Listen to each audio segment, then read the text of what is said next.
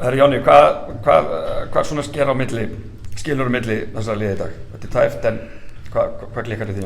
Grindvíkingar eru bara hungraðri heldur en við í dag, töluvert. Það skilur á milli.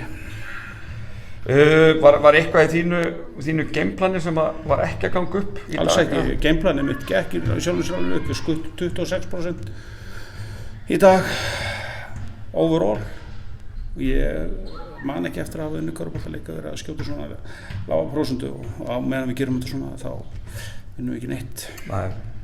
Þú ert með unglið, hefur oft svo sem talað það í vetur, en hérna mætir nú raun ennþá yngra liði, þannig að það ekki, þú getur ekkert skilt þér svo sem að bak við það, en hvernig svona munurinn finnst þér á liðið Grindavíkur kannski frá því sem var? Það ekki orðan talsett bara betri? Já, ég meina það eru konar með 2 erlenda leikmenn og það munar það. Bara þannig að sjálfgjörlega hreina það hefur ekki skilt með það í smúnglið. Ég með bara ekki til að skýla sér á baku. Það að læra alveg eins og Grindavíkur að læra á deildinni. Það tekur lengri tíma heldur en ég átti vona kannski að fá, ég veit ekki hvað maður að segja, kannski svona sjálfstöðst í þetta.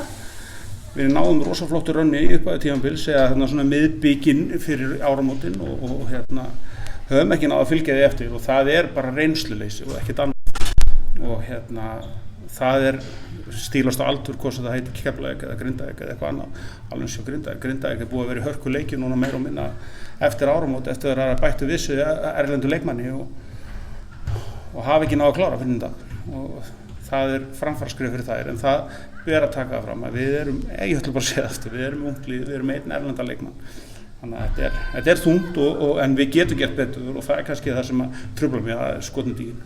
Þú ert náttúrulega hörku baráttu, þú fyrir þessu umferð þá varst inn í úrslitakeppni með þitt lið en það eru þarna 4 lið sem að fara að berjast sýnist mér öllu, sæti 2 og 4, þannig að 4 af þessum liðum munu komast í úrslitakeppnina ásamt Val. Þannig að þú ert væntanlega borubrattur bara upp á framhaldið, ekki? Já, auðvitað í það, ég alltaf borubrattur. Þetta bara, það alltaf erfitt svona fyrstu mínúturnar eftir að maður tapar að sætta sig við það. Við erum að tapa móti liðinu sem í neðsta sæti deildinni eða næsta það erfitt, það bara, ég játa það bara, mér finnst vont að tapa og ég tapa líka sérstaklega móti liði sem í raun og veru ætti ekki að vera betur en þú. Ef við hefðum hitt eðlilega í dag, segjum bara 30% og það ég ekki að biðja mikið að þá hefur unnið leik, það klárt.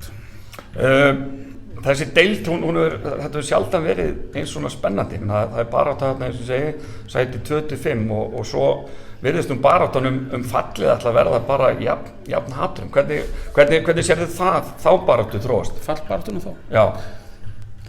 Ég get ekki betur séð en að Grindavík sé að fara að verða ofan á í þeirri baráttu þar að segja halda sér í deildinni með að við framistöðuna hjá þeim í undanförnum leikjum, ekki bara í dag, þær voru í hörkuleika móti KR, þær voru í hörkuleika móti Val daginn og fleiri liðum, þannig að þær eru að gera gott mót.